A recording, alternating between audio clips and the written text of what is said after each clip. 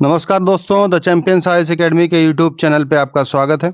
दोस्तों, ये history series का 8वां वीडियो है। इस वीडियो में हम वैदिक एज की इकोनॉमी पर बात करेंगे और हम बेसिकली अर्ली वैदिक पीरियड या फिर ऋग वैदिक पीरियड और लेटर वैदिक पीरियड, इन दोनों में क्या इकोनॉमी में डिफरेंसेस रहे हैं और ऋग वैदिक से लेकर लेटर वैदिक तक क्या चेंजेस रहे हैं अलग अलग डायमेंशंस में इकोनॉमी के, उसको कॉम्परेटिव तरीके से समझते जाएंगे, जिससे यदि यूपीएससी में कोई क्वेश्चन इस तरीके का आता है तो आप इजीली उसको समझ जाएं और मेंस के क्वेश्चंस जो रहते हैं उसको भी आप आसानी से कर लें।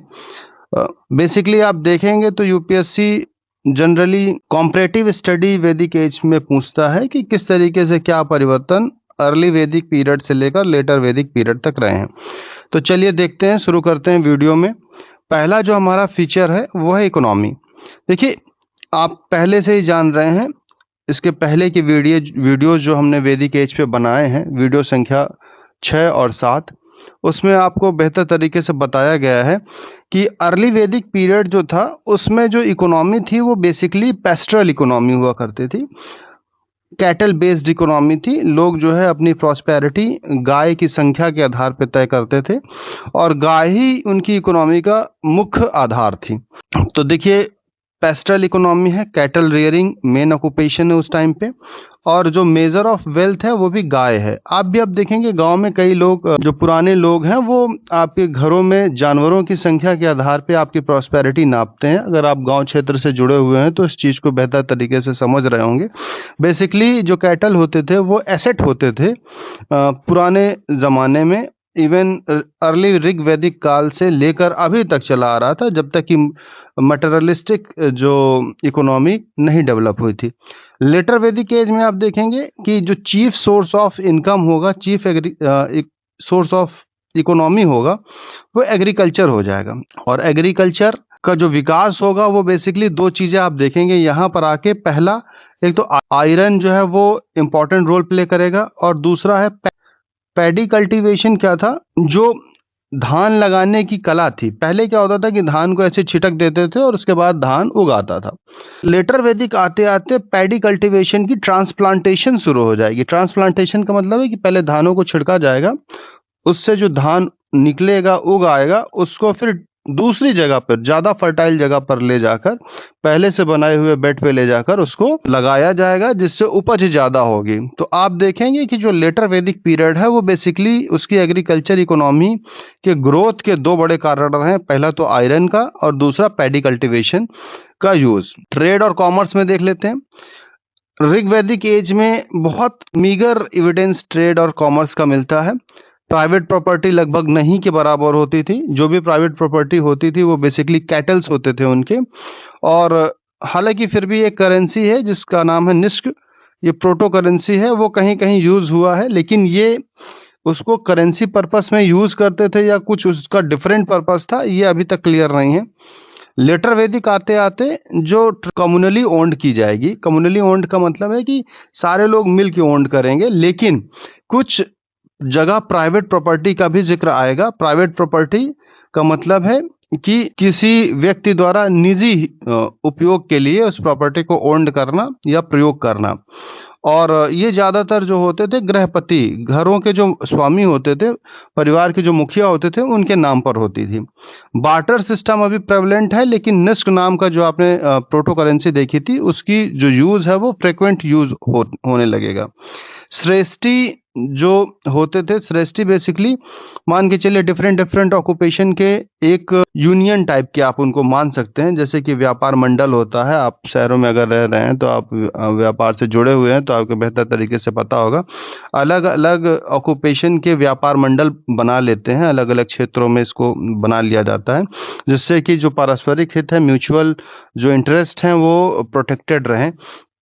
वैसे लेटर वैदिक एज में जो ये गिल्ड्स होंगे या फिर ये मंडल होंगे, जो व्यापार मंडल होंगे, उसको गिल्ड्स आप बोल सकते हैं, वो उस श्रेष्ठी नाम से जाना जाएगा। और ये ऑर्गेनाइजेशन होंगे मर्चेंट्स के। इस टाइम तक आते आते मर्चेंट्स जो है वो प्रोमिनेंट हो जाएंगे। रेवेन्यू सिस्टम देख लेते हैं।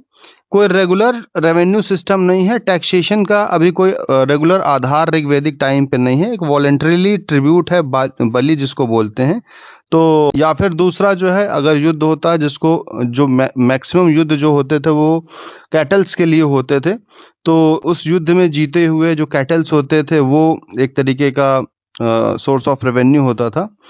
और या फिर जो बाली टैक्स, वॉलंटरी टैक्स होती थी, वो सोर्स ऑफ रेवेन्यू होता था। बेसिकली ऋग्वैदिक सोसाइटी में जो गिफ्ट एक्सचेंज किए जाते थे वो भी सोर्स ऑफ इनकम होते थे। आप देखेंगे कि ऋग्वैदिक सोसाइटी में डिफरेंट तरीके के गिफ्ट्स जो एक्सचेंज किए जाएंगे, जैसे वेपन्स, कैटल्स, कॉर्टसियस मतलब जो दरबारी होते थे उनको भी एक्सचेंज होता था। इवन स्लेव्स का भी एक्सचेंज होता था, तो स्लेव्स भी आप एक्सचेंज में रख सकते हैं। लेटर वैदिक आते आते collection of taxes and tribute जो होता है वो मैंडेटरी हो जाएगा, और एक अलग अधिकारी होगा जिसका नाम होगा संग्रहती। तो ये अधिकारी का नाम देख लीजिए। लेटर वैदिक एज में संग्रहती नाम का राज्य अधिकारी नियुक्त करेगा, जिसका पर्पस ही यही होगा कि टैक्सेशन का सही तरीके से कलेक्शन हो। आज के अगर हम युग में देखते हैं तो ये फाइनेंस मिनिस्टर के रूप में आप इनको समझ सकते हैं। तो लेटर वैदिक एज में आप देखोगे जो सबसे ज़्यादा टैक्सेशन या ट्रिब्यूट्स जो है वो लगते थे, वो बेसिकली वैश्य कम्युनिटीज़ पे लगते थे। ये बेसिकली ट्रेड कॉमर्स से जुड़े हुए होते थे, या फिर ये प्राइवेटली ओन्ड जो लैंड होती थी उस पे agriculture for the purpose of business करते थे। तो आप देखोगे कि टैक्सेशन का जो प्रिमिटिव डेवलपमेंट है वो लेटर वैदिक एज में होना शुरू हो जाएगा। क्राफ्ट मेकिंग देखते हैं। देखिए, अर्ली वैदिक एज में चैरेट मेकिंग मतलब रथों का निर्माण, कारपेंट्री, टैनिंग, ये सब इम्पोर्टेंट क्राफ्ट्स थे।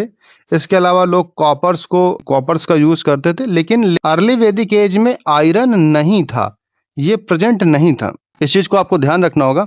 और इस टाइम तक ऑकरे कलर्ड पॉटरी, आपको जो मैंने चैल्गोलिथिक एज बताया था उसमें ओसीपीज या ऑकरे कलर्ड पॉटरीज के बारे में बताया था। ऑकरे कलर्ड पॉटरीज ऋग्वैदिक एज से ही शुरुआत इसकी हो जाती है, और ये बेसिकली गेरुए रंग की पॉटरीज होती थी। और ज़्यादातर सेंट्रल जो इंडिया था और नॉर्थ वेस्ट इंडिया था वहाँ पर ये ओसीपीज पाई जाती थी। लेटर वैदिक आते आते आयरन का फ्रिक्वेंट यूज हो जाएगा, और इसको कृष्ण अयस, कृष्ण का मतलब है कि सांवले रंग का अयस, चूंकि आयरन देखने में हल्का सांवला या काले रंग का होता है, इसलिए इसको कृष्ण अयस या श्याम अयस नाम से इसको पुकारा जाएगा, इसका नामकरण होगा। Tin, lead, silver, gold, bronze, copper, इन सब की जो पहचान थी वो लेटर वैदिक एज तक हो जाएगी, और फ्रिक्वेंटली ये यूज होने लगेंगे इकोनॉमी में। लेटर वैदिक एज में आप देखेंगे कि पीजीडब्ल्यू जो फेस है, या फिर पेंटेड ग्रे वेयर्स, तो ये काफी ज्यादा जो है इसकी जो यूज है वो बढ़ जाएगी। तो आप पॉटरी वाले अगर आपने लेक्चर नहीं देखा है तो उसको जाके वीडियो संख्या 4 में जाके आप इसको देख सकते हैं, जिसमें पॉटरीज के बारे में बताया गया है बेसिकली। तो आप इसमें पेंटेड ग्रे वेयर्स समझ पाएंगे वहां पर कि लेटर वैदिक एज में आते आते पेंटेड ग्रे वेयर्स और नॉर्थ ब्लैक पेंटेड वेयर्स का यूज फ्रिक्वेंटली बढ़ जाएगा। इसको पेंटेड ग्रे वेयर्स को बेसिकली आयरन फेस कल्चर के नाम से भी जाना जाता है। एग्रीकल्चर देख लेते हैं। ऋग वैदिक एज में या अर्ली वैदिक एज में शिफ्टिंग टाइप का एग्रीकल्चर होगा। शिफ्टिंग का मतलब हो गया कि पहले इस ए नाम की जमीन को इस साल मान के चलिए ये 2026 है, तो 2026 में इस ए प्लॉट को ये लोग कल्टीवेट करेंगे। इसके बाद क्या हो जाएगा, जब अगले साल इसकी फर्टिलिटी इतनी रहेगी नहीं, तो चूंकि बहुत ज़्यादा लैंड बहुतायत में मौजूद थी, पॉपुलेशन इतनी थी नहीं और इतना ज़्यादा लैंड पर दबाव प्रेशर था नहीं, तो ये लोग क्या करेंगे, अगले साल 2027 में इस बी लैंड को ऑक्युपाई करेंगे और यहाँ पर हलों या फिर यहाँ पर हलों के माध्यम से, वो भी हल ज़्यादातर लकड़ी के हल होते थे, उनसे जुताई करके वहाँ पर अगले साल खेती करेंगे। बारले या जिसको जौ बोलते हैं, गांव में आप लोग जो रहने वाले हैं वो जौ शब्द जान रहे होंगे। तो जौ मेन ग्रेन इनका हुआ करता था। वुडन प्लॉस का इस्तेमाल करते थे, जिसका जो ऋग्वेदिक जो हमारे पास ऋग्वेद मिला है, ऋग्वेद में इसको फल या लांगल या सिरा नाम से पुकारा गया है। ये वर्ड बहुत इंपॉर्टेंट है, यूपीएससी अक्सर इनसे क्वेश्चन पूछ लेता है कि फल, लांगल या फिर सिरा ये शब्द किन के लिए ऋग्वेद में प्रयुक्त हुए हैं। तो आपको याद रखना होगा कि बेसिकली फल, लांगल और सिरा जो है वो लकड़ी के जो हल होते थे ऋग्वेदिक काल में उसके लिए प्रयुक्त हुए हैं। लेटर वैदिक आते आते सेटल्ड एग्रीकल्चर हो जाएगा। अब आपने देखा है कि पहले जो लोग थे वो ज्यादातर सेमी नोमेडिक थे, इधर से एक क्षेत्र से अगले क्षेत्र तक इधर इनका मूवमेंट चलता रहता था। लेकिन लेटर वैदिक आते आते क्या हो जाएगा, सेटल्ड विलेजेस क्रिएट हो जाएंगे। सेटल्ड विलेजेस क्रिएट होने के कारण ये एक निश्चित जगह पर अपना एग्रीकल्चर, अपनी भूमि पे खेती करना शुरू कर देंगे। और पहली बार अर्बनिज्म या नगर शब्द का प्रयोग होगा। तैत्रीय अरण्यक जो लेटर वैदिक पीरियड में लिखा गया है उसमें पहली बार नगर शब्द का यूज होगा। तो बेसिकली अगर मेंस में अगर आपसे क्वेश्चन आता है और आप ये तैत्रीय अरण्यक शब्द तैत्रीय अरण्यक का जो रेफरेंस दे देते हैं अपने आंसर में नगरों के विकास के लिए, तो आपका जो आंसर है वो एनरिच रहेगा और बाकी अन्य कैंडिडेट से ज़्यादा जो है आपको मार्क्स मिलने की संभावना रहेगी।